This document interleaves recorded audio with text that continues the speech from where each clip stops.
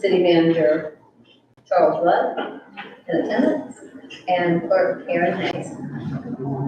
Would you please, Commissioner Banks, Yes, ma'am. lead us in invocation? Please stand if you're able. Father, once again, we thank you for your love and your kindness and all your precious mercy. We continuously pray for our community, continuously pray for our leaders that is put in charge of the community to do the right thing. Lord, I pray that you continue to bless us and lead us and guide us. We ask this in your Son, Jesus Christ's name. Amen. Allegiance to the flag of the United States of America, and to the republic for which it stands, one nation, under God, indivisible, with liberty and justice for all. Wrong.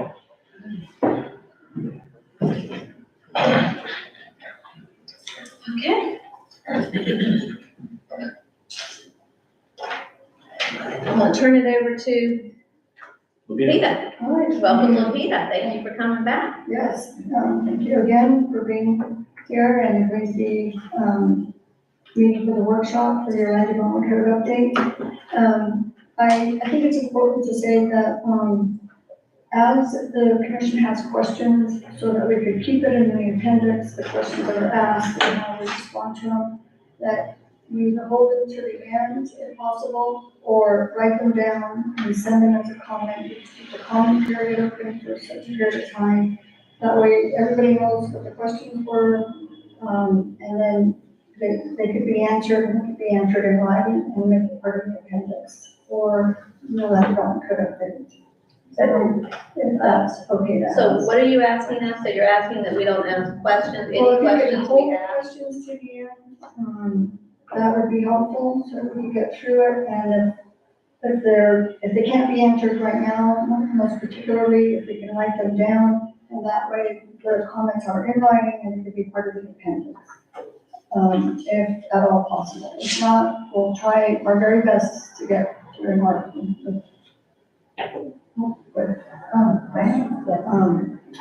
So I did, Wait, change. 1 second, Lupita, please. I've got a commissioner that. We were not really prepared for this request. I mean, I was not expecting a different format. And I'm not sure why we're changing. We have minutes, and I thought the purpose of us being here was to ask questions, not just to hear a presentation. It's not just a presentation, Commissioner DeVito. If you have questions along the way, happy to answer them along the way. And then we can go back to that and have them in writing so they can be part of the appendix and part of the record for your update. Is there any way to turn up the volume or something? I think Yeah, barely I'm having a hear. hard time hearing her. I was wondering the same thing, if she's turned on, make sure she's turned on.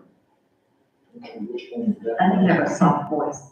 I know we're turned on. I have issue. I think, Lupita, that's the only concern, is that as we go through this from a time standpoint, that we've got to go through the whole thing, and then we go back and start asking our questions and digging into it. Which I thought that was really the whole point of Okay, us we can being. do it that way, that's fine. It's, And we can provide you with, by all means, with the written questions. that would be helpful too. I mean, I think it'd be important to be part of the appendix and part of the record. Okay. So, as you know, Zeb Cohen is working on updating the land development code. And the way that we're approaching it is that, the regulations and your processes need to better align with, your sense of community, preserving the natural and cultural resources that may have been omitted in your previous code. And so members of the P&Z are making recommendations to the city commission to do those edits, and those edits get adjusted, and then you get those updates. And their role as a land use authority is to review the purpose of the regulations, achieve the local goals and objectives that are in the comprehensive plan, and to protect the valued assets as we facilitate the desired change for Crescent City. So this is the members of your team, and their primary goal as they review the items as we push them forward to the planning and zoning board is to make sure that the regulations are in compliance with industry best standards. To check the topic, if it's clearly formulated in the land development code, and to decide if a suitable approach, has been taken to address any of the development issues. And those are the members of the team, including, your engineering firm. So the team began by performing an assessment of the current land development code to identify deficiencies. That assessment was done before my time. And so that's what the scope is working off of. So the review focused on the code's suitability to satisfy that land development objectives, the consistency, enforceability, and the ease of use. And the scope also included developing potential solutions relevant to the code update, such as downtown core overlay and its performance standards.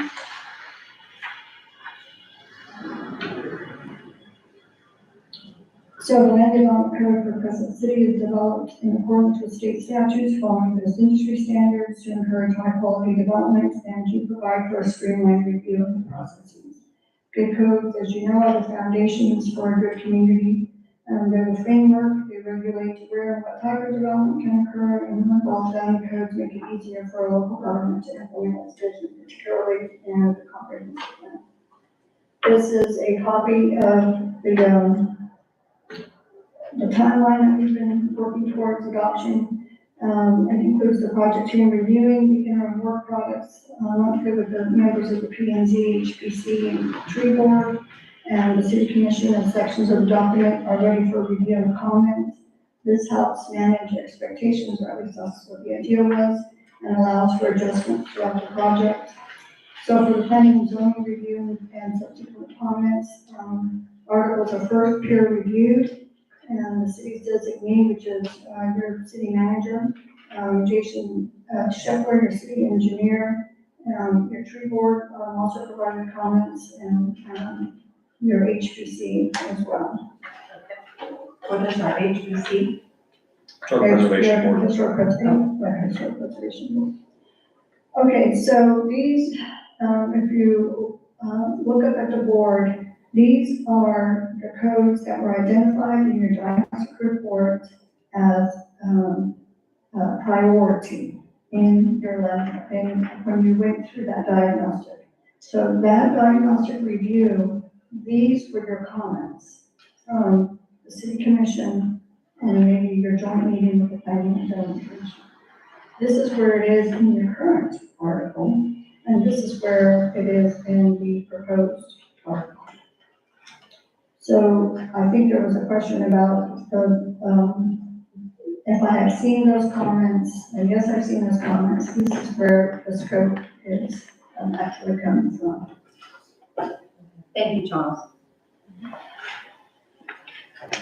The current items that are still pending are Article 4, which is your architectural and your commercial standards. Now, I know that there's some design standards that are out there, they just not have been codified. So, in getting with the city manager, I'll ask him if this is the regulations that you want, or are you interested in updating regulations, particularly for your commercial district? So that's the reason those are pending. You do have a downtown, you have a potential overlay, you also have a Main Street program, you have a lot of great fundamentals for great architectural standards. You also, in your diagnostic review, commented on some of the new commercial buildings that were developed that didn't meet the objectives of Crescent City as far as landscaping and parking and those kinds of issues. So that's another reason those commercial architectural guidelines are already written. We can compare it to see if they're addressing the immediate concerns that the commission had originally. So I can provide a copy of this diagnostic review solutions and outline, so that you can be familiar with the items that you all decided needed to be addressed. So, Article 3 with annexation, that is now going to be proposed. Article 10, I haven't put that in there. There's new statutes on annexation, statute 171. So now your annexation will be standalone. You did ask that it be a standalone in your diagnostic review, and it will now be chapter 10 as it comes forward, this month or next month.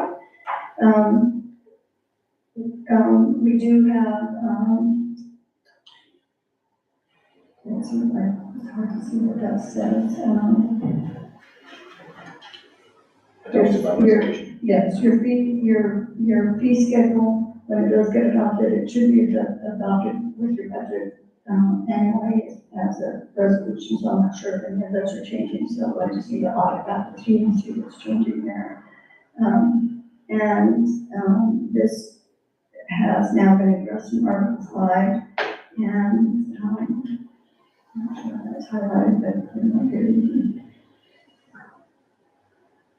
So I think it'd be important for you all to have a copy of this presentation so you can actually see where on the diagnostic review, the comments that you have, so you can see that. Okay. So we have several comments that we've been looking at. Okay, so our Unified Development Code consolidates your regulations into a single document that includes your zoning, your subdivision control, your design standards, and your administrative procedures. And that's what this board, according to the diagnostic review, wanted in the very beginning, and that's why some things are now, instead of being all over your code and having to go to 3 different spots to find one answer, it's all going to be under one answer. So the zoning ordinance regulates the development of your buildings, activities, and land uses. You have zoning, subdivision, and site plan regulations that have already been forward with the commission.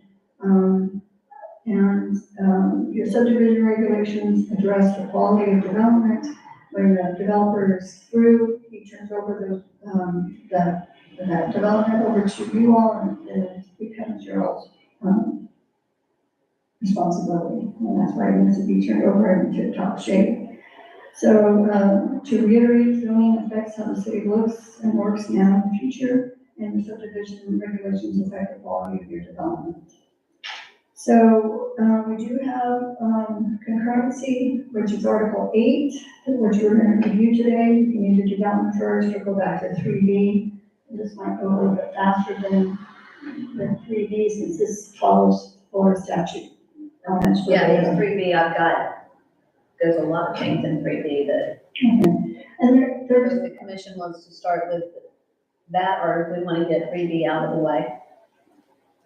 Well, 3B might take the whole time. concurrency is verbatim from the So statute. we, Okay, where we go?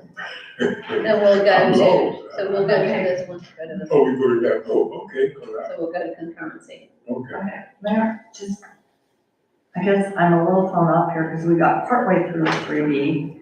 I made a lot of notes, so probably we won't do 3B today, is that what we're saying? I'm hoping that we can get to 3B today. Okay, And on your note, if there's something in the code that we've written in that is not relevant or pertinent or important, it's not, why is it there? Is there any reason we can't take it out, would be the question. It's Okay, not- it's about- so what we have, we're starting with on 3B. Some of these we discussed, and I don't see where that change has possibly been made. So those have they been made, the changes that we discussed at the last meeting on any of this in 3B? I'll have to get a copy of the minutes and see, Yeah, because like it says only one such residential storage building, where currently we have 2, and I thought it was agreed that we would have 2. They have the 80 square feet in area for a storage building, that's 150 that we currently have. So I was just making sure that when we get to that, and I it saw would some be things in great there that either. look to me like they haven't been, okay. Yes, well, we didn't finish 3B, so likely, Okay. make it in one fell swoop. And so Karen, if I can get a copy of the minutes, that would be extremely helpful, to be able to address them. Yes, Commissioner DeVito? yeah, if I could just clarify, the purpose of us being here is to discuss our questions, as I understand it, Mayor, because we can't just send something to the planners and say we don't want it, we have to agree, isn't that right? I mean, we Yes, can't that is individually correct. do this, so Yes. we have to be here to discuss it. So, okay, just make sure we're, And we are, On the same page. please understand that, I mean, ultimately, we're the ones that are gonna be accountable for all of this. So I think what you've run into maybe with us is that to make sure that we all have a very thorough understanding of You should have. yeah, and that's what we're trying to do, and that's why we're having all these workshops. I think that you should have more, however, that's not my call. It is gonna be your responsibility, and after, and forevermore, that's why it's important to write down the questions that you have, part of the appendix, because this is going to, it's gonna be a living document that other people are gonna have to understand. Exactly. It's there, once somebody else might be sitting here, so that it doesn't have to change every single time, that the best industry standards and statutes, have been put forth. Okay, let's get concurrency and then we can address Ricky. Yeah, I think we need to do that.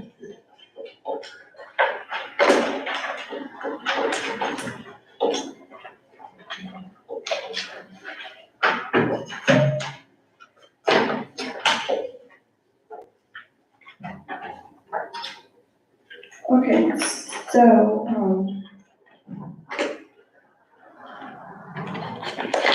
for those of you who are interested, this is the statute for annexation. And there's another one for concurrency. No, we're not going through annexation today. Those are the latest, changes at the state level. Okay, so what is concurrency? It's a set of land use regulations that local governments are required by the Florida legislature to adopt to ensure that new development does not outstrip local government's ability to handle it. And what public facilities and services are subject to concurrency? Sewer, solid waste, drainage, potable water are the only public facilities and services subject to the concurrency requirement on a statewide basis. A local government may extend the requirement so that it applies to additional public facilities such as parks. There's jurisdictions that if you decide to do that, you have to amend your comprehensive plan, and you also have to have a level of service, for that public facility. Is there any questions on what concurrency is? Commissioners, everybody get it?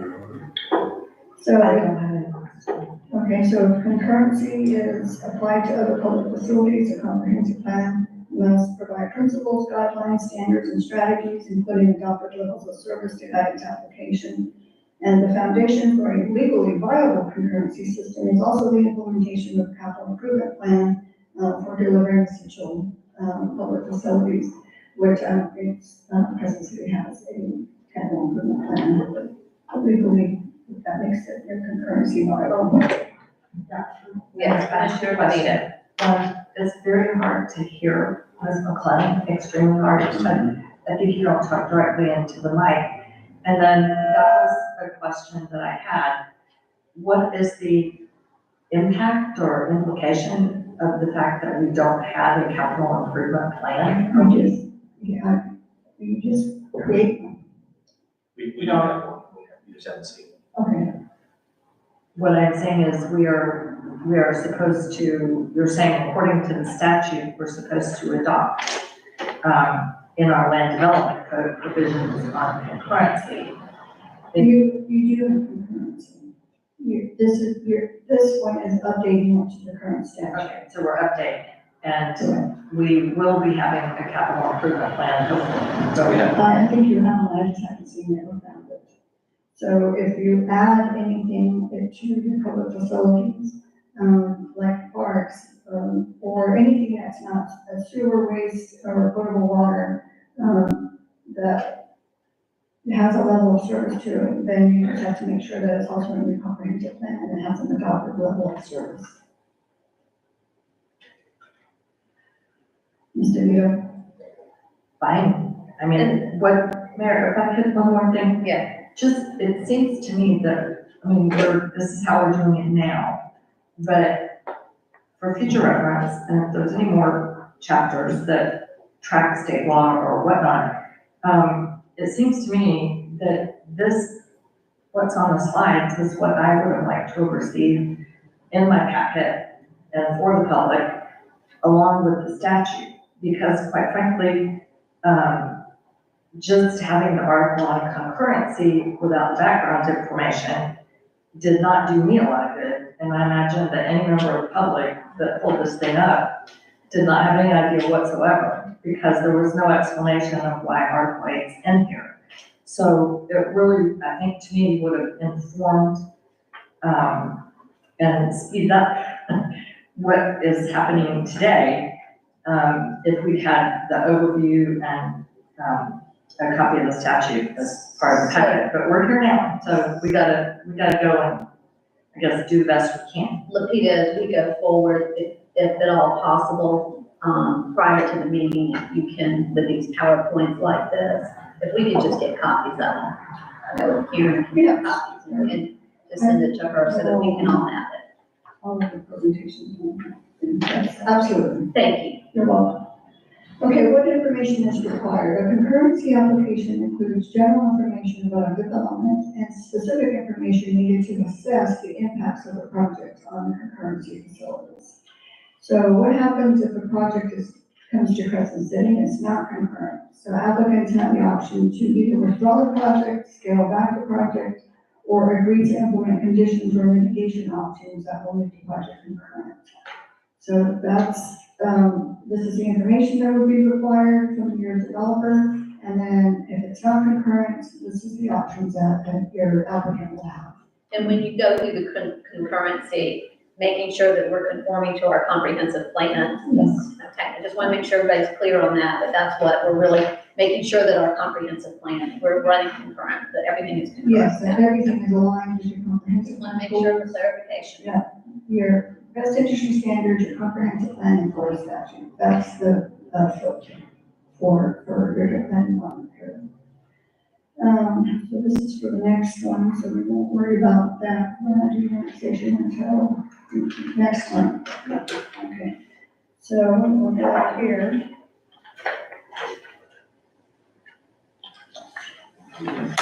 And Karen, for the record, Commissioner Burton is present.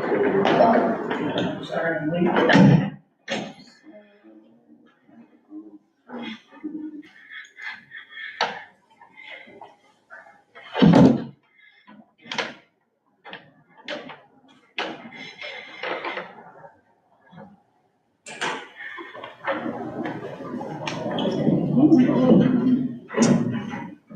She said 3B, 3 garages, 3B2. That seems really early in this. Going back, we just finished garage, I think we finished 3B2, Yeah, and we not finished, 3B3. and we finished this because we're changing the size and how many. I think our GIS guys. I think we're there. Okay.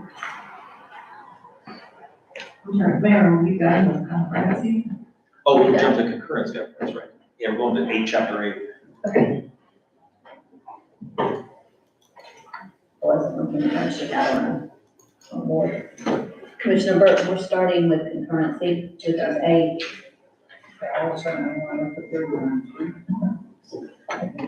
Boy, I missed a lot. You're taking this all meat and potatoes. Okay. Oh. Okay, here's your table of contents. We're concurrency, your definitions, what's exempt, your level of service standards, concurrency requirements, your management review procedures, your options for achieving compliance, monitoring it, and everything that goes under its actions. So, here's your definitions. If you had a chance to look at them, is there any questions on definitions? Commissioner, does anybody have any questions? Do you, Commissioner DeVito? Mayor, personally, I just did not feel, I felt like I was completely at sea. I have almost no questions for this except about, the process. So, no, I don't have very many questions. Okay. Okay, so no questions on definitions. This is what's exempt and for purposes of complying with this section. This is, development that was vested, with concurrency pursuant to this article, and this division of this code, which I don't think that's going to be relevant because I think you have a level of service for Crescent City Online Public Facility, so, I don't think that we're going to be, running into that. The replacement of conforming structures that are destroyed by fire, tornadoes, or other acts of God not consume the area and continents of the structure prior to its destruction. So if you, have something that's destroyed more than 50% and you have that in your code, those are exempt, 50% or less. Where does it say that in this, the 50%? I don't see, find that anywhere in this. Well, if it's in any other code, on your conforming and non-conforming. So something that is non-conforming and a hurricane comes in and destroys 51% of it, then it has to go with new building codes and new regulations. If it's, the replacement of a conforming structure, something that's already conforming, that's destroyed by a fire, hurricane, tornado, or other acts of God, then it is exempt. So if you have a home that's conforming and it's destroyed, it's exempt from having to meet that level of service. And that's typical to 50%. That's usually the typical Yeah. guideline that they use, isn't that? the Well, even if 50%? it's destroyed 100% and it's conforming, you can rebuild it. But with most of those, the non-conforming, that if it's less than 50%. But now this is, if you read this, it says, so this you would have to stay though within the same footprint, is that correct? You have to follow your current code. Okay.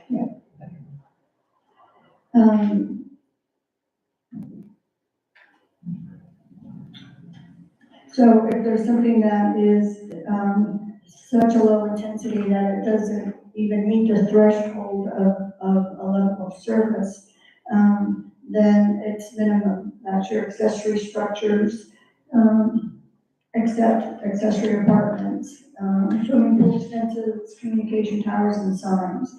All of this is straight out of the statute. There isn't anything in this article that is, not following state statutes. The removal of trees, a single-family residential unit on a previously platted lot can be developed without a variance. And so for the transportation level standards, only the proposed development meets our requirements which provide that it's a minimum, a de minimis impact, that would not affect, more than 1% of the maximum volume of the adopted level of service. And that's as determined by the local government, so that's your own level of service that you have for transportation. And, except with the exception of paragraphs 1 and 3 above, no impact will be diminished if the sum of the roadway volumes and the projected volumes from approved projects on a transportation facility exceed 110% of your adopted level of service. So only if something gets, totally destroyed and rebuilt, and it's going to be impacting your transportation level of service, except for if it's exempt on 1 and 3. Okay, existing urban service areas, any questions on that, on H2? Commissioner, any questions on that? No, just, Mayor, I'm not sure that Lupita needs to read this to us. Don't we usually just go through and say we have questions on a certain page? We do. Yeah, Okay, is that, you're okay with that approach? Okay. especially with this one. Okay, all right, here's your level of service, out of your comprehensive plan. Mayor, I do have a question about that. Okay. I just noticed, the second one down, parks and recreations, it says the level of service, is determined by so many acres per person. in our comp plan, I remember specifically asking the planners at that time about this standard because it was a standard from DEP from about the 80s or the 90s, and it wasn't expressed in terms of acres per person. It was expressed, it was measured in a different way. I don't remember the standard at all, I'll look that up. so I'm not sure how that comes out. And these others, I don't remember, but that one seems different. Do we have access to, quickly to the comprehensive plan? Can probably answer that one, but if not, I'll get it. Any other questions on your level of service? I just worry about the acreage and persons. With the 6 acres. Yeah, Okay, we'll look that up in the comprehensive plan and see what your comprehensive plan says, because that's where we think we got it from. okay. Thank you. Here's the concurrency requirements. Okay, does anybody have any questions on this, with the concurrency requirements? Nope. Okay, And moving on to concurrency management review procedures. anybody have any questions? Any questions? Yeah, well, Yes, I ma'am. just have one overall question. Okay, Okay, so Lupita said that this tracks the statute, it complies with the statute. But are there choices to be made when you look at the statute, or do you just have to follow the statute and check our comprehensive plan? It goes against your comprehensive plan, so your level of, the state does not mandate your level of service. That's Crescent City's level of service on the impacts on your public facilities. But what I'm saying is, whatever is written in here, it either tracks the statute or it's taken out of our comprehensive plan. Or both. Right, but I mean, there's no choices, there's nothing that we choose, we've made those choices. What you're saying is when we adopted our comp plan. Correct. Okay. Yes, you're right. Lupita, I do have I do want to answer one question. And so once this is adopted, and then laws change, we know that somebody else gets up there, they have something they want to change about it. I guess every year, is there a review done on this to make sure that we still are in line with that? Or how do we maintain That's a really good that question. we stay in line with the current statutes? If your staff should be, every year, what's at committee, what's going to committee and going to both floors. And then the evolution of your cities, also is following any changes to any comprehensive plans or any of the statutes. And so your regional planning commission, there's a lot of eyes on it that are gonna come back and say, just like your water element every 5 years, or right after, St. John's does their state, then you have 18 months. And so you'll probably have a lot of us knocking at your door to make sure you're compliant. And I think I think what we have found is that possibly hasn't been done in the past. And so as we have a very clean document in going forward, making sure for the city that is done. And so I guess that would be up to our planner. That would be to make sure that each year that we do that and that this is updated as necessary. You guys will notify us. Because when you're looking at your comp plan, and you don't have to really look at that now. What is it now, 7 years? Is it, I know it was 5, what is the? Yeah, it's updated every 5 years. 5 years. I thought they just changed it to 7, but maybe. Between there. Yeah, 5 and 7. But anyway, when so we just want to make sure that's not the only time that. Yes, and so it does come out annually. There's not always changes at the legislature, but if there are, you hear it from the planner, the regional council, league of cities. There'll be a lot of people that should be. Thank you. When was our plan, comprehensive plan last updated? I haven't seen it Before you got here. Last year. last year. Just last year? Yeah. 4 more years. Yeah, we're good for a while. Well, Mayor, if I get this, I think it would be a good idea for all of us to have a printed copy of the final comp plan that we adopted, and especially Commissioner Bailey. I think he asked a great question, because, you know, otherwise it's just kind of a bunch of knowledge out there. It should be your writing document. Yeah. You should be very familiar with it. And quite frankly, before we did the technical update, that I think was pushing the envelope on the review date, and the state paid for it.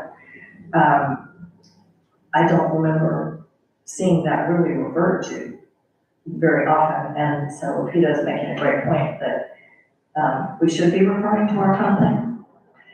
And there's a lot in there, and in particular, one part that I remember, there's the part relating to our relationship with the schools and the school district, and had, you know, the school district is closing 2 facilities in our city limits, so, anyway, probably we should have it in print.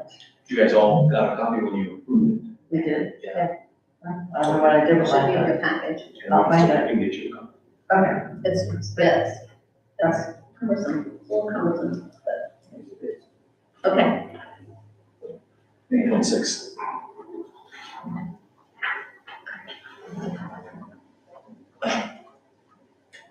Okay, these are the options for achieving compliance. I did a small excerpt of this. The developer may propose a plan amendment, of course, that's up to the elected officials whether they want to accept that as legislative or the adopted local standard. The developer can propose a reduction in his scale or impact, or he can propose a phasing of the proposed developments to match the capacity. And as time goes on, either when public facilities and services are in place, so when the impact occurs, you can stage it that way. And you can also propose a development agreement that ensures the developer will provide the required public facilities so you can mitigate it by providing it there. Okay, any questions? And here's how it's monitored with the annual capital improvements element update that's in your comprehensive plan. And any recommendations to the capital improvement element can be made. And here's the exactions.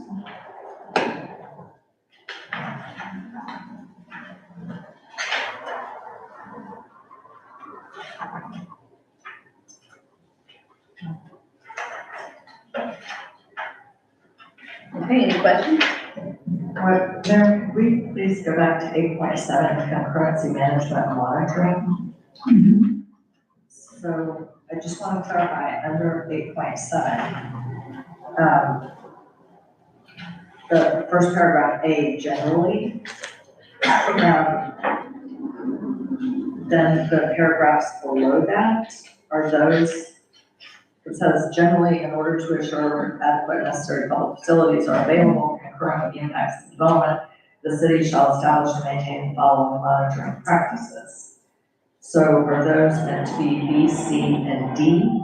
Yes. Okay. Okay, You because say D 1 through 4, E. And that's exactly how the capital improvement element is calculated. okay, that's fine, because the punctuation doesn't really suggest it, but, I get it. Okay. We can change the punctuation to a semicolon. Or take out A and then start A with. Right, it would seem like there'd be a little, generally would be an A, and then you'd have, but I don't know, just I think you would do, I think that would be, yeah, would you put a semicolon or a colon there at the end of practices?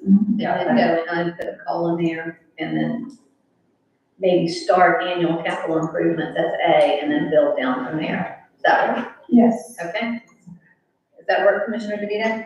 sure, Okay, absolutely. thank you. Okay, Okay, so we have to change the dimensions on this again. look, she changed it already. wrong time too, I can't find one. Yes.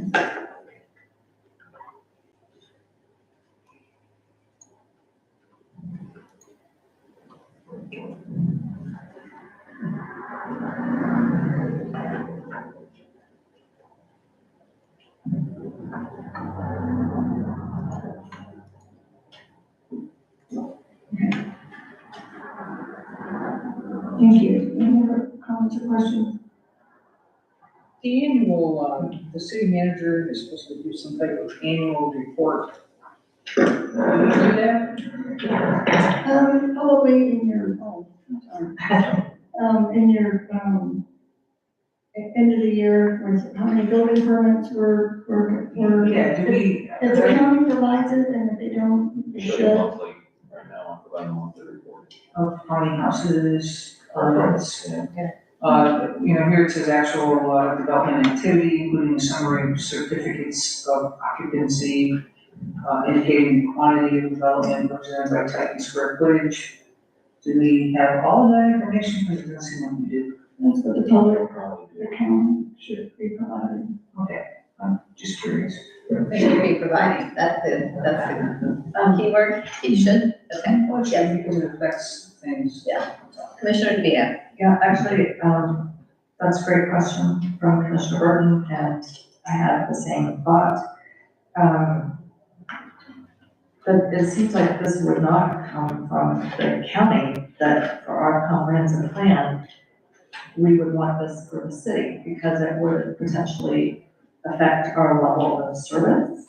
Well, some of this information, they're not saying this whole report would come from the county. I think what they're saying is some of this information would come from the county. Okay. Like occupancy, we wouldn't necessarily know when they've been granted certificate of occupancy, and that should be reported from the county. Right, okay, that's true, but, and then, about, 4, an evaluation of each facility and service. So is that saying that each level of service area is supposed to be evaluated? That's for your public facilities, so the capacity that might be left on water or That was my exact question, because, when we did the technical comp plan update, I believe, the planning council informed us that we're in a water caution area. So, it seems like it would make sense to evaluate where we are on the capacity of our level of service for our water plant. Or was the water caution area because of the drought, or was it because your capacity in your water service was getting impacted? Well, we get a permit, I think, based on, the water management district. We're a very small part of the whole area. So essentially, I think we would want to evaluate, if I understand this correctly, where we are in terms of our permit allocation. Okay, that happens during the comprehensive plan, during the water element update, so. Right, so I'm saying annually, we could look at, how much of our, allotment we are using, how close we are getting. Would that be something that we would do annually? No, you would do that every 5 years when you update your water element. So 18 months after, it's not St. John's, or is it St. John's? St. John's. Yeah, so actually 18 months after they adopted their, water element is when, when's the last time you did your water element, do you know? We did it when we did the whole update we did a statutory update about a year or so They did the ago. review then. Okay, well, it might be time to check into water element. So at that time is when you would look at your permitting, with the capacity of your permit. Okay. I'm not totally clear on that. But our capacity, though, I mean, my understanding, our capacity, we're good on our capacity, right? Okay. Okay. We have adequate. Go ahead. Well, we were almost. We were on 8.8 exactions. Mhm. Okay, do we have any questions on this?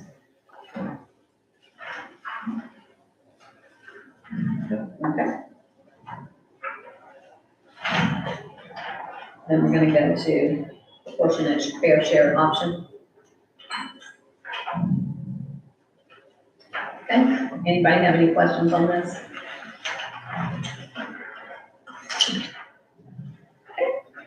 Moving on, we'll go to procedures.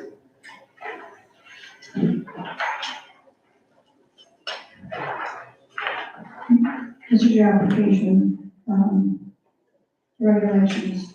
So I do have a question on this, and this is the lack of capacity to satisfy transportation concurrency. That would come from DOT?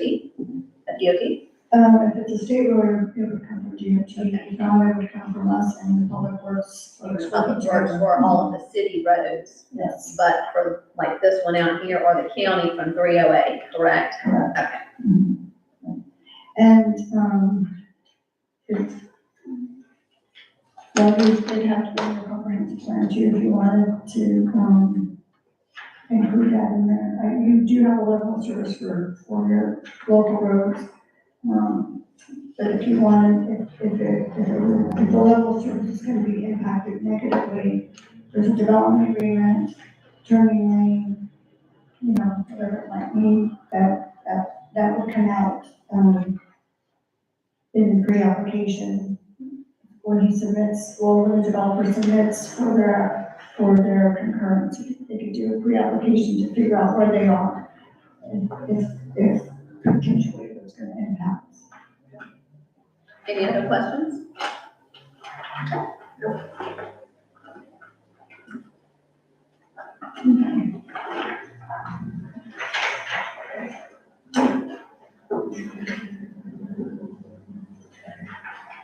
Okay, any on the, proportionate fair share obligation?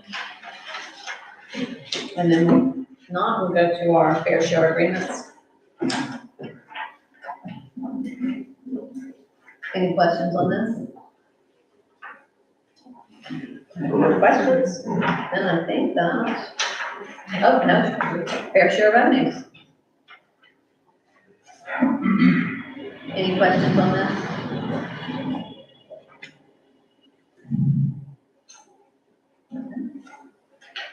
Intergovernmental coordination.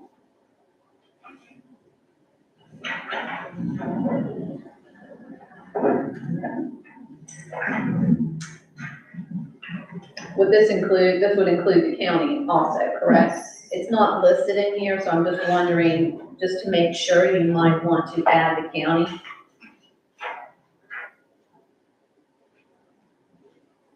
I definitely agree with that. 8.7. So Mayor, I have a question about Yes. that for Lapita. Lapita, can I ask you a question, or are you trying to find your spot? I'm good. Okay, so on 8.8.7, intergovernmental coordination, B says, an interlocal agreement may be established with other affected jurisdictions. Is it appropriate to list those there when we have them? Because we have two interlocal agreements now, one's with the school district and one's with the county. I don't know if they're, well, I don't know if the county really affects development, but the one with the school district does, but should they be referenced in here, or is that Is not this, are we necessary? still under 8.8.7? Yes, Okay, so this is to policies, in your intergovernmental coordination element of your comprehensive plan. Right. So it's already, it mirrors that. yes. Right, Okay, so we don't need to reference it. okay. Okay, that's fine. Let's go back to 3D. Mayor, before we go to 3D, could we have a 5-minute break? Is that possible? Sure, break the workshop for 5 minutes. Break the coffee. Karen, can I get copies of the last workshop minutes so that I can audit those for some of the, updates and corrections of the commission? And The last the last workshop that where we touched on this, all the accessories. So, yeah, I'm gonna go black. You go to them, they'll tell you, you get a zoning letter from the city saying that you have setbacks. So you take a order, or text the order saying, this meets our requirements, but they were wrong, and then you go to the. Okay, so we do take over the four. And it goes to them, and they issue it. I was on Randolph Street the other day and Well, they try one. I don't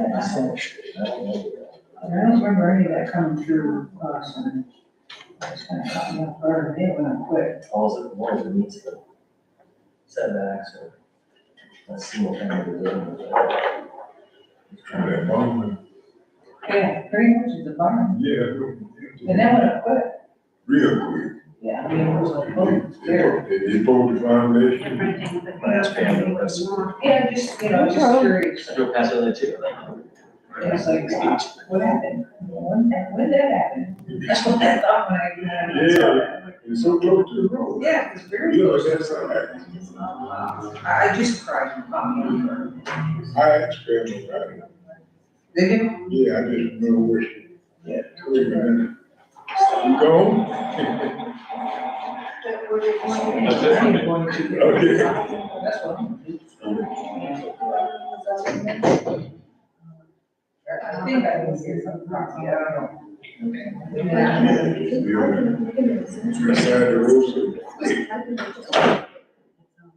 Just left the roof, like they just got it underneath of it, you put it back up on the Yeah, you're right. You got a fence out to the. Yeah, children and all, yeah. Just imagine the extra work it took to leave that roof up there and tear everything out, put everything up. Right. If you'd have just wiped it off, built it from scratch, I think it'd be quicker. But I'm sure there's avenues of importance to leave existing structures. Yeah. And then again, we didn't have to build a roof, so. But it took a little bit of, a little forethought to knock those walls out. It sure is. I got the floor in there. Yeah, over the floor, around the wall, It's just the angle. that's gotta be a little Oh, yeah, I can see. tougher than usual. Yeah. I'm sure the concrete guys would cut some and put things in between the studs and. You know, what's raining before you drive back. It might be the side. We're getting a nice rain, but, it's not so great when you're driving. And I get, is it Orlando The or they outside told you up, Where I go, finish off the I go to inside, be Orlando. done. to warm it? Yeah. That's what I thought, okay. yeah, the headquarters office is in I'm Orlando. impressed. Yeah, so do you ever go to Chicken Salad Chick? Yeah, over there. Well, I love that place, but I decided it's like the potato chip Yeah. version of chicken I salad. didn't think that. It's the reason it tastes so good. So close. I know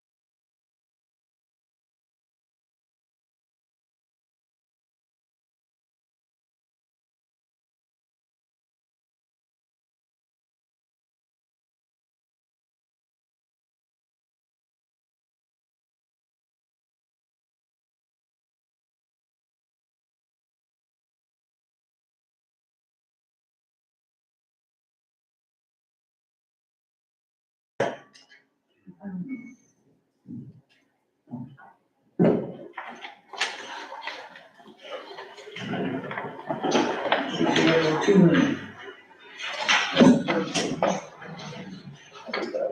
Okay. Is there a number, 3B which one are we going for? 3B3. 3B.3? Yes, We be going through.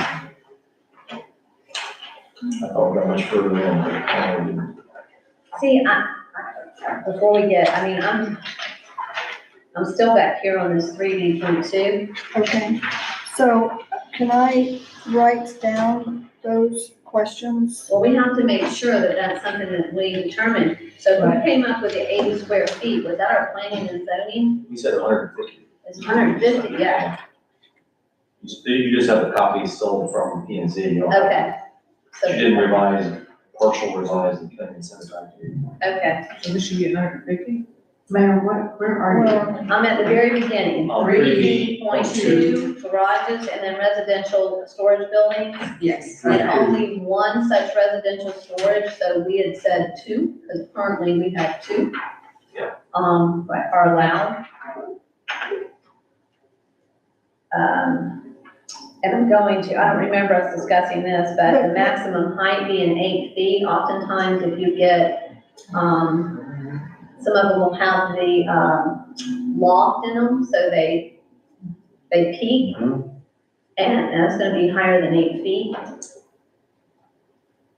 So can we unlock, Charles, where are we? Yeah. We're in, 3V.2B, And he said they didn't change anything. so I just don't remember us- 5A, 5A, maximum height should be 150, maximum size. size, yeah. Wait, 100 size, square okay.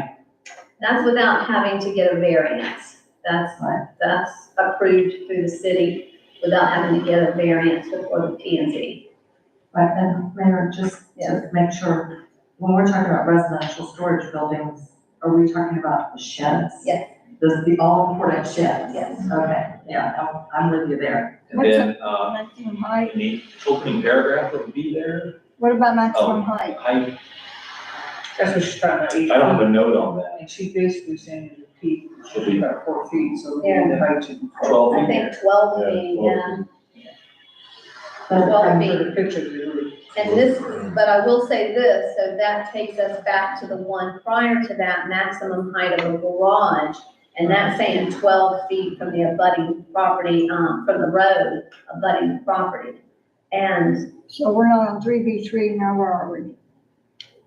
we're on 3B.2, okay? Residential accessory structures.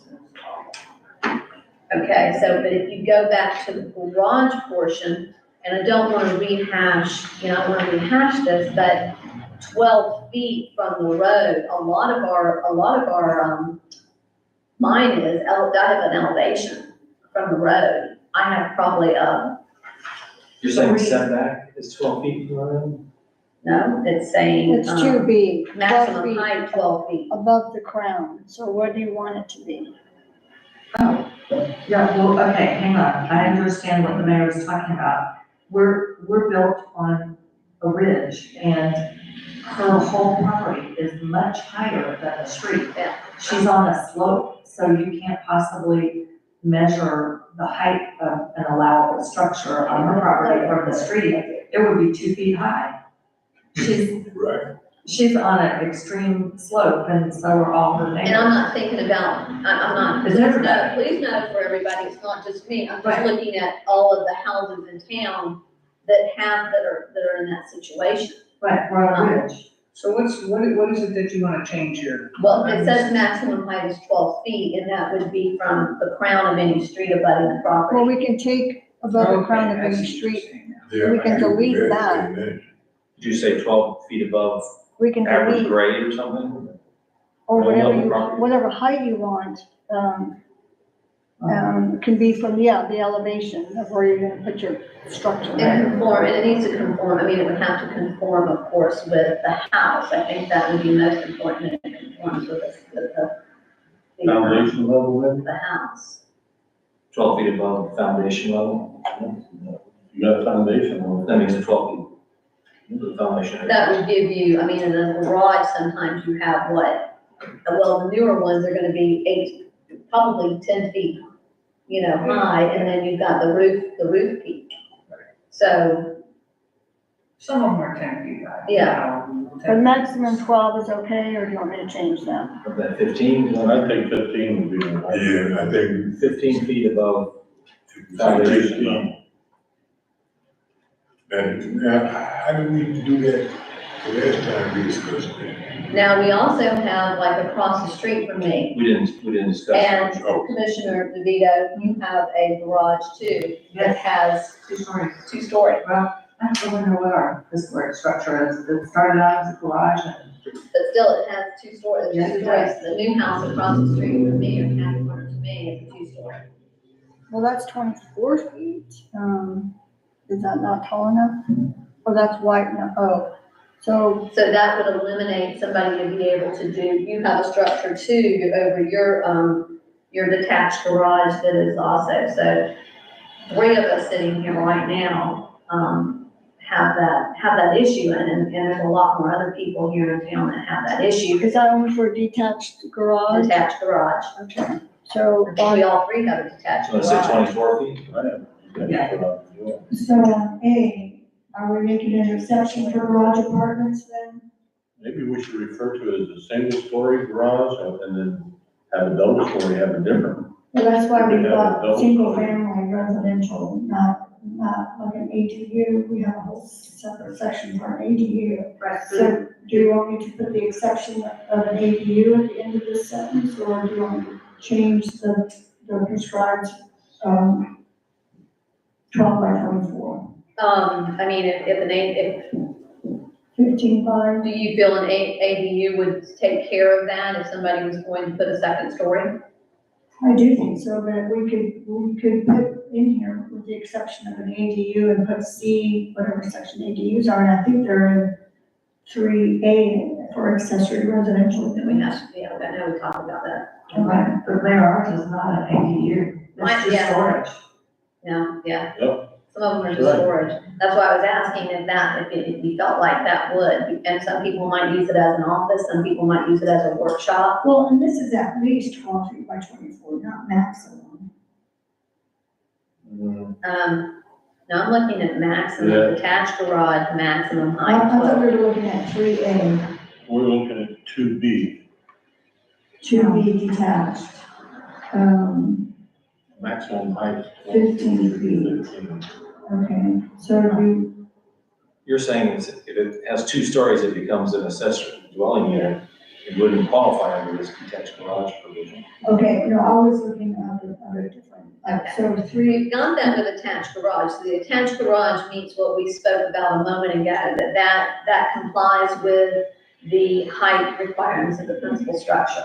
yeah, That's with the attached garage. That would take care of it. Now we're going into detached garage. but it says not including an accessory dwelling unit constructed above detached garage. Where does it say I'm that? confused. Yeah, so if there's a second story, we're not talking, doesn't include that. The maximum height requirement of 15 feet now would not include a second story apartment or office or Now space. You're probably looking more at at least. That's a 2B, 20. right? Yes, 2 To be That's one. in parentheses, the end of that sentence. So now it says 15 feet above the foundation level, not including an accessory dwelling unit constructed above the detached garage. So that's a single-story garage, don't exceed 15 feet, not a UD. Not an ADU, yes. So what if they did not want to use that as a dwelling unit? I don't think it matters what it's It used for. matters. It's just- Okay, just want to make sure that we're not locking anybody, You don't want to lock Yeah. anybody out from not using it. Right. Well, right? Now, let me ask you this, let's just say, like she said, you wanna put a 2-story non-UD system there, what's the height restriction for that? You wanna do a 2-story garage right next to your place, let's say you got a 2-story house, put a 2-story garage there, not single-story 15, but let's do it 2. Well, what do you want it to be? I would say equal to the structure of the house. I think if you say not including an accessory dwelling unit constructed above a detached garage, that should suffice, Covers it. that should cover it. Well, not really, because then that runs into a whole other level of things, like accessory dwelling units require, parking. And, you know, all we have is the two-story garage is an historic structure. I don't know if ours is the only one in town or not, but the second floor is not a habitable building.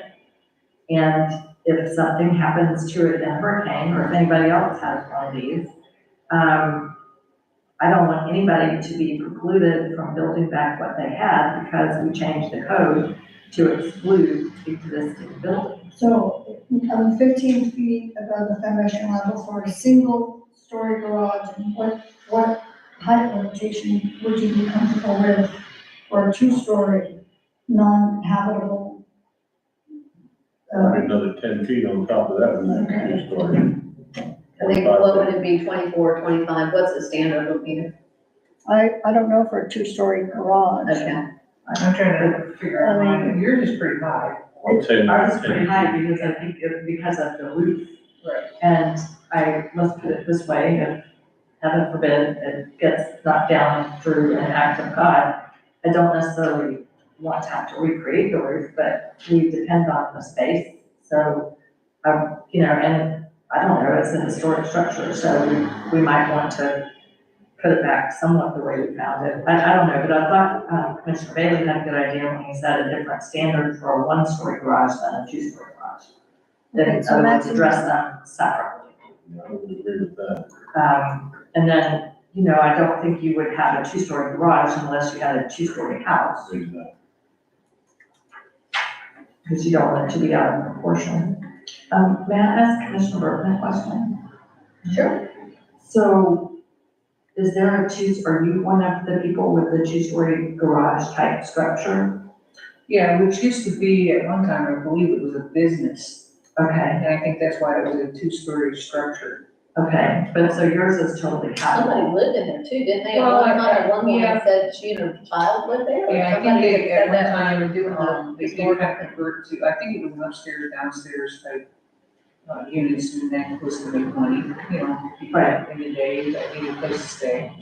But it's a garage and workspace upstairs, you know. So 20 feet. Right, So for me, about 25 feet is kind of probably correct, 25 feet.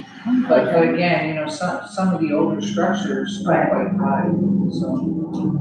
yeah, 'cause ours is big, The peak, I think. I would say construction-wise, you know, you got a 15-foot maximum on that, then the second level, you need another 10 feet. I'd say a 25-foot two-story. At least, Yeah. so. I guess, and, one more question. So, Mayor, it's your understanding, this is the basic and you can apply for a variance? Yes. Okay, so I don't know if there's, Do we need to put that in there, anything outside of, I mean, do we have to put that language in there, looking at anything outside of this would require a variance, and just a given that they would, okay. okay, but just to clarify that variances are possible. Okay, so we have maximum 15 feet above the foundation level for a single-story garage, or 25 feet for a two-story garage, not including an accessory dwelling unit constructed above the detached garage. Okay with that? Yep. Yeah. Okay, We're a unique locality. we certainly are. And then in the paragraph there of B, residential storage, it's the second sentence. B, wait a minute. Go other way. B right there, residential storage buildings. It says only one such residential, we want that two are, Two residential storage buildings are allowed? yes, that's what we have currently, we want to do that. So when you finish with A about the garages, then B is the residential storage buildings, Here it says one, should be two. AKA the sheds.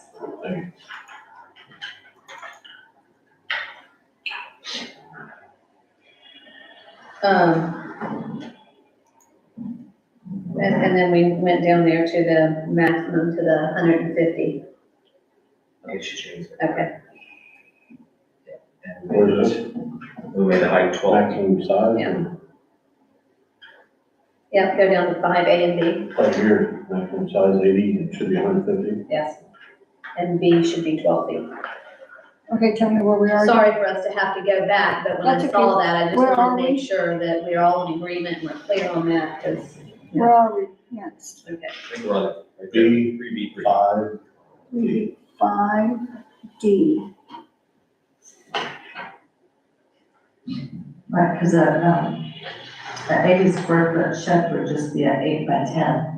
I'm not seeing. No, we haven't suggested anything more. We're ready to move forward right here, 3B3. Can't get too much in that. Okay. And this will do a pool enclosure at 14 feet, which is pretty standard, I think, for a pool enclosure. Mhm. Because they do peak up also, but How many feet? 14 feet, Under what number is that in? that's gonna be C, 4C. What do you see from the high flood? Maybe construction of the high flood. Okay, it says, principal structures. Page numbers. It can be up to the height of the principal structure. So that's like when you have, so Lapita, that would be when you have a pool enclosure that is connected to the house, that runs right off from the house, correct? Mhm. And then if you have another pool, if you have a pool that doesn't sit right at the house, that pool enclosure, if you enclosed it, could only go up to 14 feet. Correct. Okay.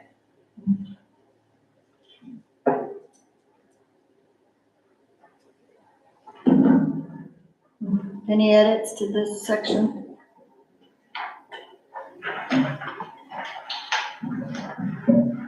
Do we have any other questions in here? I mean about, well, I think we had previously made some comments about these. Okay, let's, I don't have any notes on B, 3B13. We're talking about the gazebo, the pergolas, the fountains, because I thought I remembered asking, why would we want to permit a pergola? Do we permit pergolas now? if it's on the foundation or if it has footings. And I did talk to permitting and for the county permitting about that, because we're looking at doing one. And if it's up to, they said up to 150 square feet for it, and again, this has only got 6, I guess that's an 8 by 8, which isn't very big. I mean, it's hard to get many people under an 8 by 8. Typically, your standard tent is a 10 by 10, if you buy a tent. They said that it would require a letter, a zoning letter of approval from the city, and that's it, but not a permit, So unless what, you go over 150 feet. do you want this to be maximum size 150 feet? But I think it should, 6A? if everybody's in agreement, I think that, yeah, 64, nothing. and it's still required, yeah, because like I said, a standard tent, you can't, it's a 10 by 10. So that's 150 feet there, we'll change it to. That makes sense.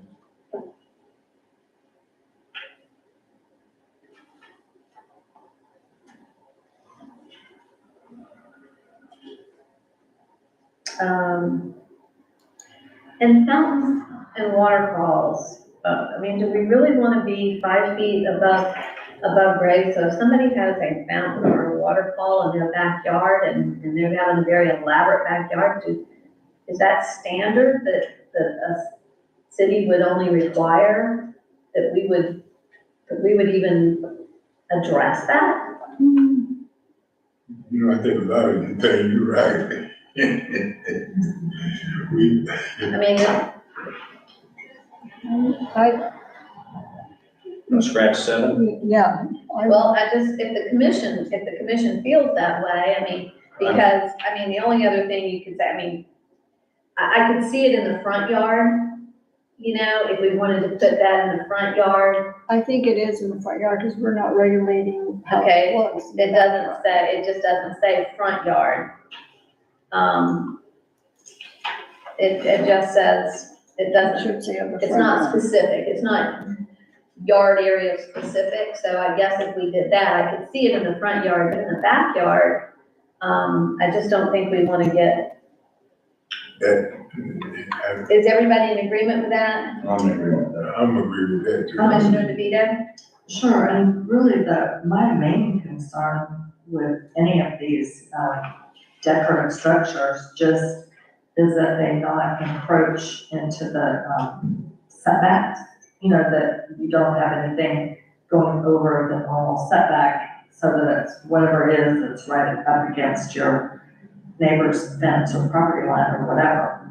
Well, it says that shall not encroach into any required yard more than 15 feet. I think, would that be your neighbor's yard or would that be your yard? Your own, So it could only be 15 feet. So that's greater than the 4-foot setback that's normal, right? I don't really understand what that means. It says shall not encroach, and then it says Into more than 15 feet, which almost sounds like you can go 15 feet, you can actually encroach, but no more than 15 feet. Shall not encroach into any required yard more than 15 feet. You see what I'm saying? It's like, But it the, sounds like What you does that can mean, encroach, but Lakita? no. any so let's required delete yard. that, so not encroach any required setback. It's the wording that gets messed up there. But, well, it's a term, any required yard, and that is different than a Then your setback. neighbors or your setback, right? Yeah. I don't know what, Required yard and setback are the same thing, so now it says, if you can look up here, shall not encroach into any required setback, yard setback. Okay, yeah, maybe oh, so you changed that already? Yes, Okay, any required yard, so scratch more than 15 feet, and you changed it to any required yard setback. correct. Yeah, I think that's just to, keep everybody being good neighbors. And Yeah. And you put in there that, you were, okay, the front yard, element of the front yard. Mhm. We don't wanna regulate people too. Right. Too much. So we did talk about garden trellises to delete, garden trellises.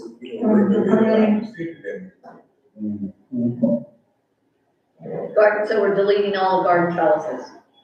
Okay, I would imagine, so. Where's that? That was number 8, that's Right, right. and isn't it kind of a given that you don't build your garden? 8D was shall not encroach on public sidewalks, streets, or alleys, but is that kind of a given? Well, nothing should encroach on, we just, It should be a given, yes. Okay, so I'm just saying, that's really a surplus, it's currently the rule. Yes. Okay, so we can delete So 8. how about, can we delete children's playgrounds? Equipment. I think you could delete maybe possibly the feet in height, but located within the rear yard. I think that feet, you're kind of for safety. Yeah, for safety purposes, but I don't even know if they make them, unless they put like one of those little treehouse things that you can climb up into. That's taller than 12 feet.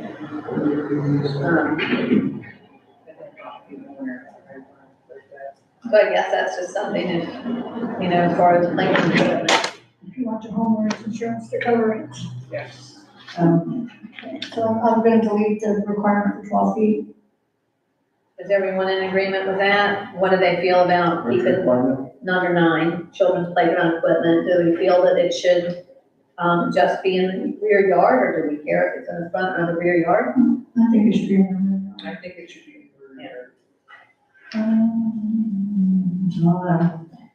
Unless they have a swing, how would a That's swing? not equipment. That's not equipment, so you're talking about a structure. Yes. So maybe we need to be, I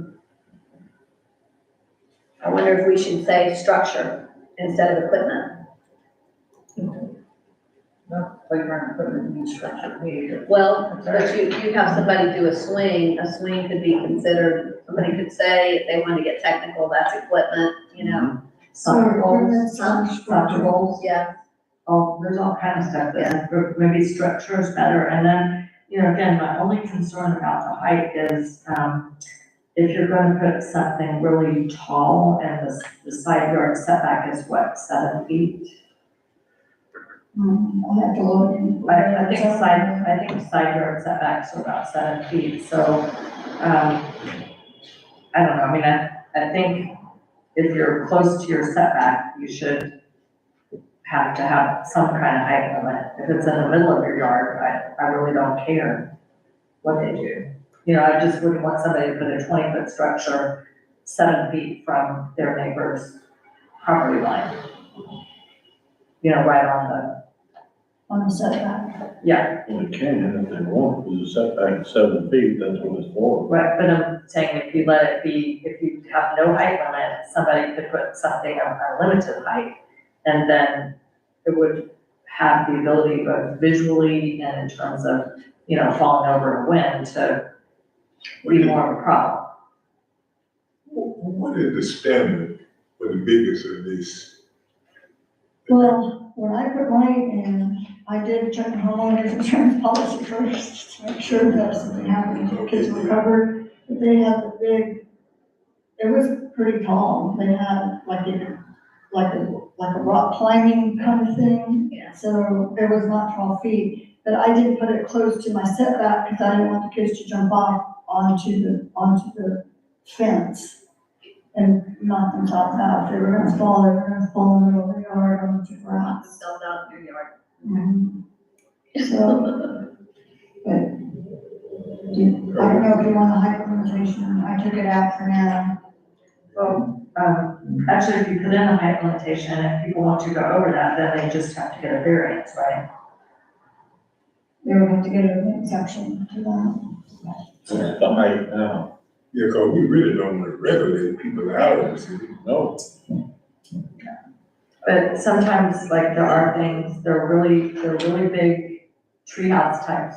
They're really big structures that you can get at 2 stories.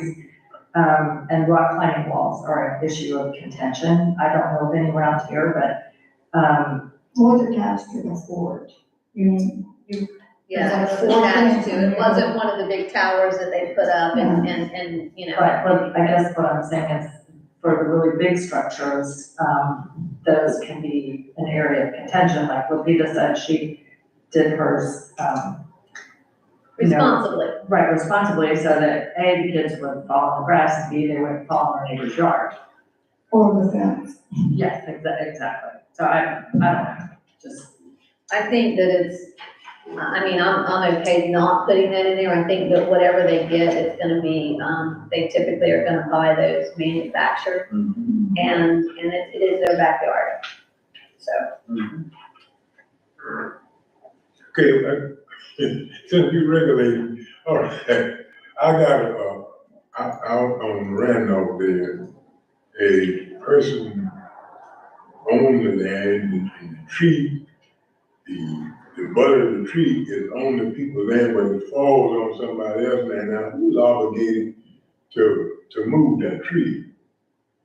Unfortunately, if The it other comes person. up, yeah, if it's off on my land and it falls on your land, it's all yours, buddy. Florida law. Yeah, well, All yours, buddy. I know, cause that is what I've been asked out there, and the tree is still, Now, if it hangs in your yard, you can also cut it off. Cut it off too. but the tree ain't moving.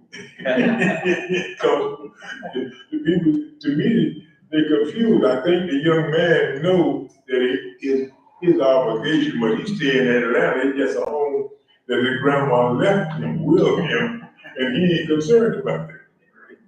Yeah, it's, I don't The like best that rule thing either. is to quite have- honestly. Is to have good neighbor relations and hopefully you can both share the costs, you know, so that doesn't always happen though. That's actually what we do. Yeah, the tree be getting a rock, so he concerned about to move it over. Okay, other special accessory structures. Do we have any questions here? And so this is saying that other special accessory structures, which cannot be in accordance with the requirements of everything listed before, may be permitted, if you look at your, Article 6, general development and site plan regulations. So there might be another way, through your site plan regulations to be able to, to have it reviewed. okay, well, Mayor, I know I had a question on this page, on 3B4. I do on PSU, I don't on, I mean, is it regarding the satellite and Well, antennas, or is it on the PSUs? no, it's on 3, the satellite and antennas, we allow a 70-foot, feet from grade, as long as it meets the minimum side yard requirements, and is 15 feet from the rear property line. I just have a problem allowing something 70 feet tall that's only 15 feet from your rear property line and even less from the side yard. I mean, to me, that needs to be in the middle of your property, more or less. Well, honestly, especially if you're dealing with like a satellite, the satellite's gonna be wherever they can get the reading from.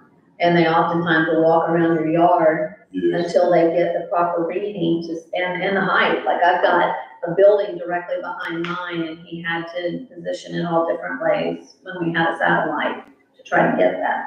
So, I got this on top of my house, Okay, because I got a lot of trees in front and it. yeah, it's it the same thing, so. okay, but wait a minute, there's a separate section further on in this chapter, which is really long. There's a whole separate section about dishes. I mean, I'm just talking about this, are they talking about an antenna structure that is going to be, 70 feet from grade? No, the average ham radio antenna that goes up is a small triangle, that big by that big triangle, it goes up 60, 70 feet at least.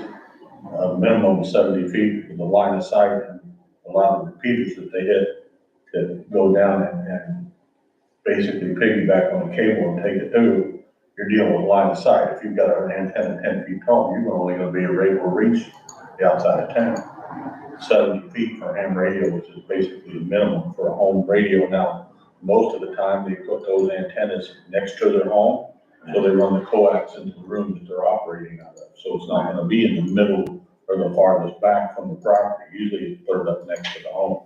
Right, but I guess my problem here is that we allow it to be, basically right on top of your rear or side yard setback. And that just seems, a little much. Now, and correct me, Lupita, this excludes any of our cable satellites, correct? Okay.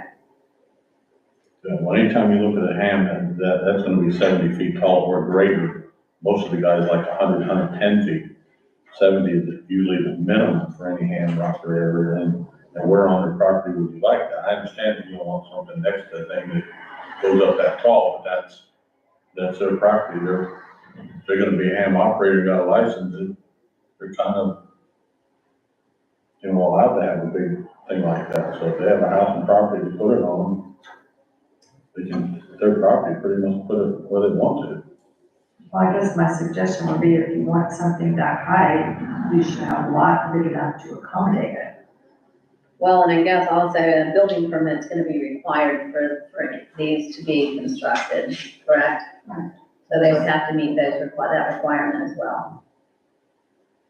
So Commissioner DeVito, what's your recommendation? Well, I guess I'm asking Lupita, what else could we do? Can we require it to be closer to the principal structure, farther from the setback? Well, that's gonna depend on their reception, and so, I don't know, I think I need somebody besides me to weigh in on this. I don't know what the solution is, and maybe the solution comes when we take this to public hearing, maybe members of the public will have opinions. My concern isn't so much the height of it, but my concern is after you're all done with it, I must have taken out 5 satellite dishes of all the sorts out of my yard when I moved into that place. So I have a problem with disposal once you're done, Abandoned ones, Yes. there, I guess that's what, there's the abandoned problem, ones. But I understand, I know a little bit about amateur radio, and you do need, if you're gonna have an amateur radio antenna, you do need it to be high up in the air. And for the most part, the antennas, they're pretty stable, the way that they're built, they really don't fall. We have trees that are maybe not 70 feet in the air, but we should be worried more about the tree falling than the antennas. And the amateur radio people, come in real handy, you know, when a hurricane goes through and all melts it down. So in some respects, they're somewhat, I think, necessary. So that, you know, it doesn't bother me, that is there. You know, and I really think the 70 feet thing for grade is usually anything 80 feet or more, you require a guideline on 80 feet. And so having the 70 feet, the structure is self-contained and modular, it holds together. You know, I think that's one of the reasons the 70 feet that are 80, now you have to start having guidelines. That's right, this is mandated by just the building. So I think that's why the 70-foot thing is there, high demand, so it's, you know, for very, like you said, when it comes time to disaster or something, civil defense or what have you, those guys are invaluable. Well, I even saw it, just say, wait a minute, acre permit. I think right now, it sounds to me like the commission is pretty much in agreement, so the Commissioner Benito, that we leave it as it's currently written. And Commissioner Benito is asking. It cannot go any Is higher. that correct? No, I'm just saying, leave it as written, maybe and if comments, when we take it to public hearing, maybe if there's comments, then fine, if there's not, then it's okay. Okay, let's move on to portable storage units. And I thought we already talked about this. I think we did. Because I know I raised that 72 hours was, you know, oftentimes if somebody's doing construction. I know we discussed this, and Yeah, I'm having a we did. deja vu. I know we did. Yeah, Yeah, I know we discussed that. Well, I mean, we didn't finish it, so not all, Okay. and we don't have the minutes approved yet, so I can't. okay. So, when do you want it removed? Do you want a limitation on it, 30 days or? We're gonna, I know for a fact, we're gonna have to do that. And as you go around the state, oftentimes when people are doing construction, that's what they have to do. They have to use those, they'll park them in their front yard. They usually have a building permit at the same time, but they'll park them in their front yard, move everything in there, do the construction, then move them out. So after your CO, after your certificate? Well, but you don't want one permanently if they're not under construction. So, The other thing is, I'd like to point out that the containers that they usually use are actually 20-foot. Usually got your standard 20-foot, 40-foot containers. They put them in, move them out. This says only 16-foot. The standard container is 8 by 8, by Well, 20. this is I don't know if this is a container, this is more like, a pod. Yeah. This is a portable storage unit, which could be a shipping container or one ship or whatever that goes on their standard. And when you go to a construction site, that's what they use. They don't use pods to move. They basically use 20-foot storage shipping containers. They hold all their Well, I equipment in think it. that's, That's a double We're not in block shipping in the back. Area. yeah, I think that though, this is more from a residential, so, if the house is under construction, they'll be parking, oftentimes they'll park their, they'll park their work trailer there. That would not be considered this, correct? What's the intention with this? Is it more like a pod it's more like a pod, for personal usage? personal use. Okay. This is, I know what you're saying Under from a construction. construction standpoint. I think I'm looking at it more from a personal usage standpoint. And you wouldn't want somebody, of course, if they're able to pay the pod price, because pods are extremely expensive, on a monthly basis, to have it in their front yard, they typically try to get out of those as quickly as possible. I think in town, we've got 2 container storage places.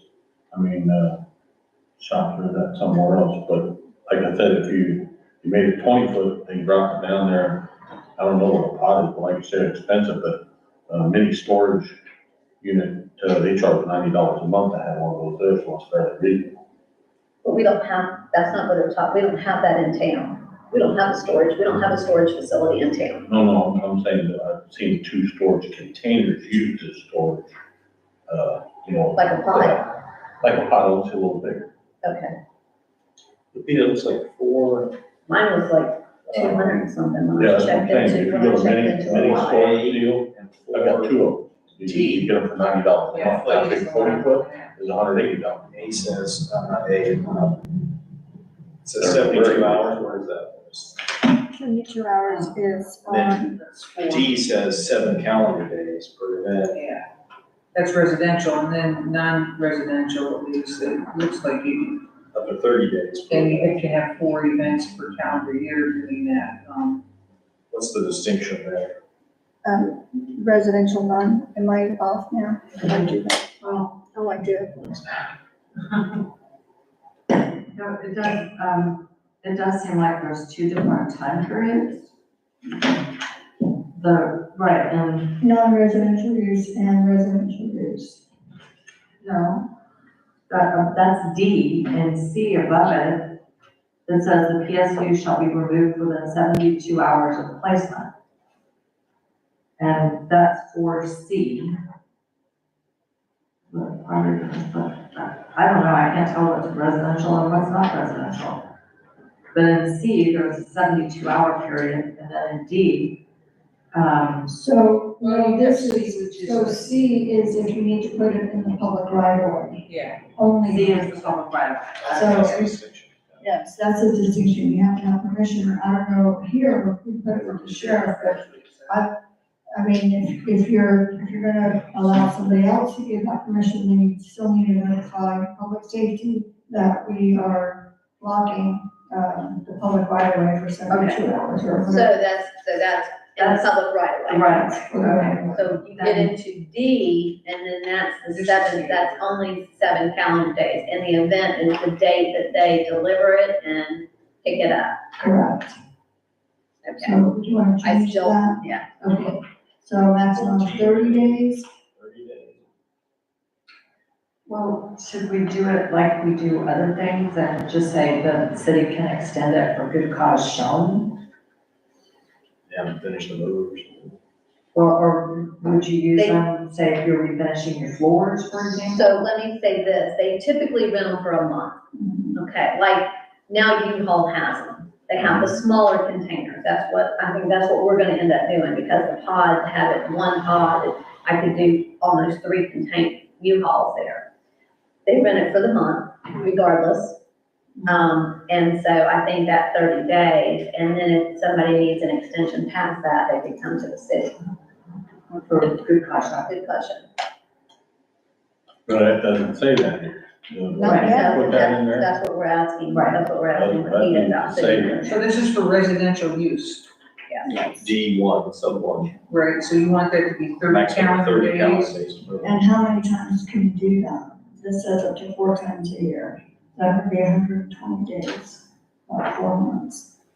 Well, 4 events per dwelling, that would be 4 different deliveries, correct? Correct. So that would be 4 times, not 120 days Well, not consecutive. consecutive. Yeah, not consecutive, just well, But if you need it for 120 days consecutive, You have to get approval from the city, correct? Special call. And it would be just approval from the city manager, that's up to you. Or they, just like he does with a building, somebody in a motor RV, yeah. RV. but Mayor, if I Yeah, could, I think limiting, putting a time limit on it will have the effect of discouraging people from trying to just use it for permanent storage, not to mention the fact that they have to pay for it. So that's fine, and I think that the cost of it hopefully will be a limitation. And the fact that you can only have it for 30 days, so, you can't use it as your, storage shed or whatever. And these things, obviously, these things are in the driveway or the front yard, correct? Right. And they're not applicable to the setback. Okay, sounds good. So everybody's in agreement that it would be a 30 calendar days per event, and then to extend past that on each event would require city manager approval. I would agree with that. I agree with that too. The Then, extension of 30 calendar days can be provided by the city manager at reasonable cost, okay? and in 4C and 5, where it references police department, you can change that to city manager or Wait a minute, designee. 4C, 4C. this is for the right of way, do you have that? Yes, we don't have a police department. We have a sheriff's department. Correct, do So you you have put the city authority, manager. do you have the authority to do that on the public right of way? He's saying the city manager. I do, Okay, or my designee, I would say city manager or designee may approve the placement. And that could be the sheriff's department. That's for the right of way. I think that would be you, but that designate not the planning department. Because you'd have to notify public safety that we're encroaching on the right of way. Well, that's not very He hard. didn't ask planning, I thought he said city manager Or my designee, designee, yeah. rather than sheriff's department. Because some of our ordinances actually say me or the public works director, or me or the, yes. This just keeps it. And then again in 5, And he would be directing the sheriff anyway, I so. might designate Captain Usry, yeah.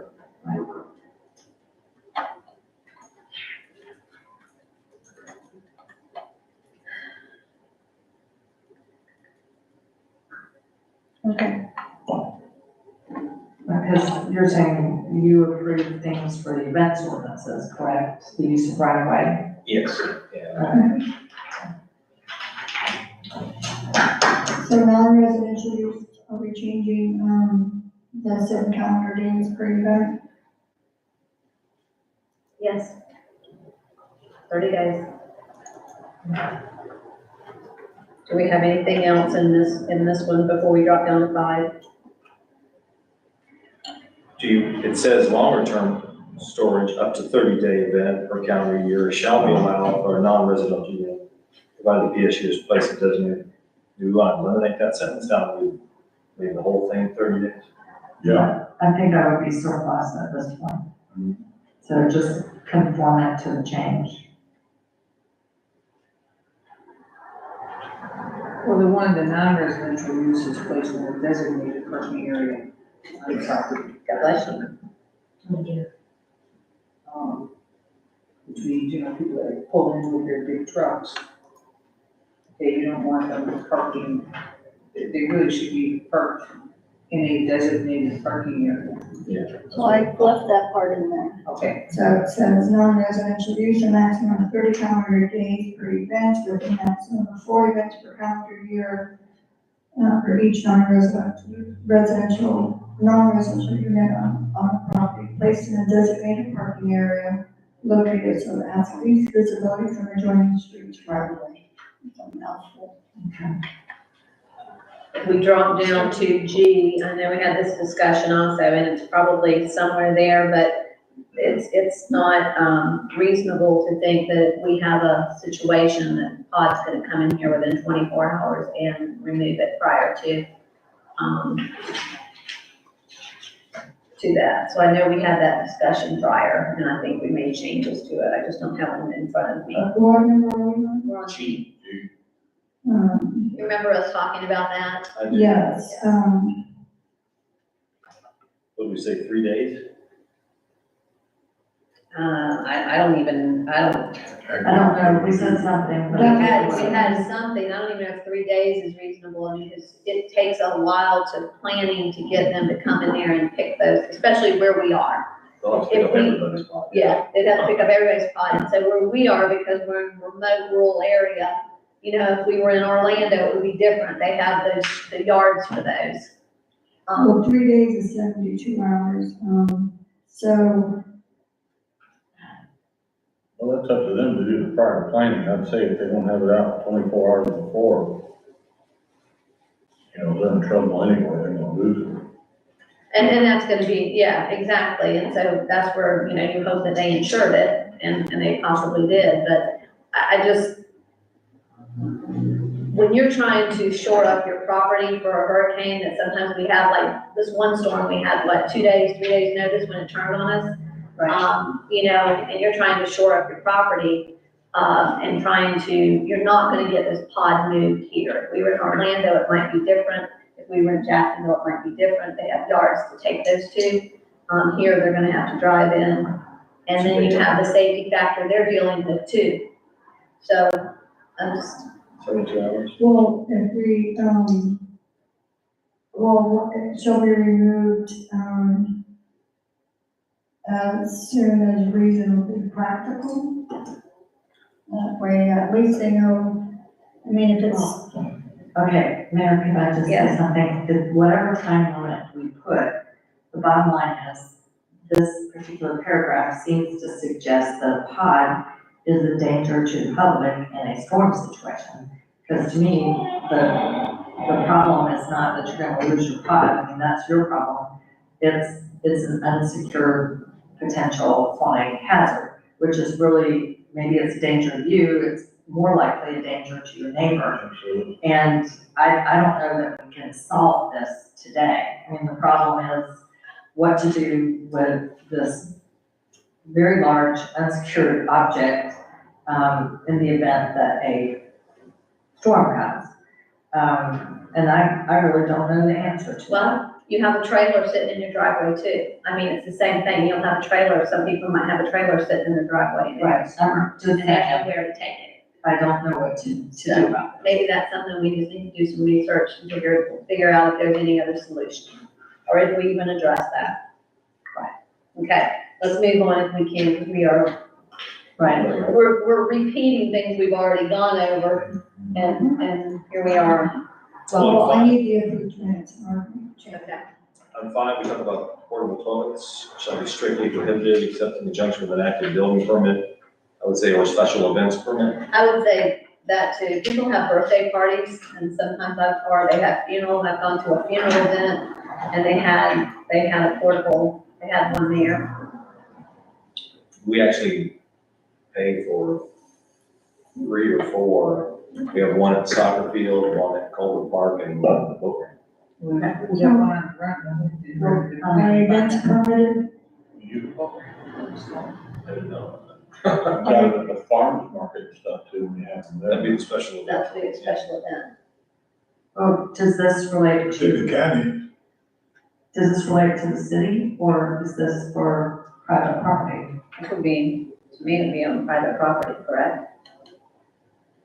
We'd be exempt from this for our park toilets. What, would the city be exempt? That's my question, yeah, because we have 2 parks with. On public property. Does it have a special event permit or is it just? No, Just it's sits a out there. permanent toilet, that's what he's saying. Well, I think, I don't know, but I'm thinking that when a resident wants to, build something that needs. or have a Yeah. special event, or if it's set, then they need to get. I don't think we should restrict them, I think they should be limited to special use. I mean, nobody wants to put one in the middle of the yard all the time, and like you said, any kind of construction, something going on, it's better to have it there than not, certainly not to have it available, I would think. So right? it's a building permit and or special event permit, But now okay, so let's or complicate special this even event. more. Let's complicate this even more. So if somebody's doing something at their house, they're not going to get a special event permit. Well, they have a building permit for remodeling the bathroom. I know that, say, like we had a funeral, there was a funeral. And they didn't want people coming in and out of the house. I went to a wedding and same thing, they didn't want people coming in and out of the house. So they had that, and some people couldn't come in the house because of handicap situation, the stairs. So they had they had one there, but they would not necessarily have an event permit. But it's, okay, so it says the building permit and or special event. Yeah, but we don't have a. But if you said special event for permit. Just leave off I the took permit. off permit, A special event, okay. Okay. funeral, wedding, reunion. Yeah, we need to put that in, because like you said, you know, there are circumstances where you need it and And, you're not gonna have yeah. it, permanent. Better to have it than not to have it. You know, but an event, I mean, we also have to remember too, that the interpretation, so an event might be, somebody says, my plumbing is stopped up and I can't do plumbing, it's gonna be cheaper for me to put portable out there. I mean, I know that sounds crazy, but, Not great. but somebody might do that, so maybe we have like a 7-day, because typically they pick up once a week here. So we do a 7-day, Not to exceed not to 7 exceed days. 7 days. Does everybody understand that? Is that Makes sense. Commissioner DeVito? I guess, I don't know. This seems to be getting a little far-fetched, but, You want to Let's stop give it a there? try. Yeah. The next workshop was to start at 4 o'clock. right, okay. I think I do further than this. Yes. I want to go back and check. I think it's I know more. we did. I know we're repeating some of I'm our, looking at some of these other notes I have. and And if you could just send me, if you don't have the minutes approved, just even the minutes. So, yeah, because as you get more into this, it has intercoastal waterway, and I know we took that out, because we're not intercoastal. it's in the minutes. Yeah, in a minute, okay. With that, so I'm gonna take a 5-minute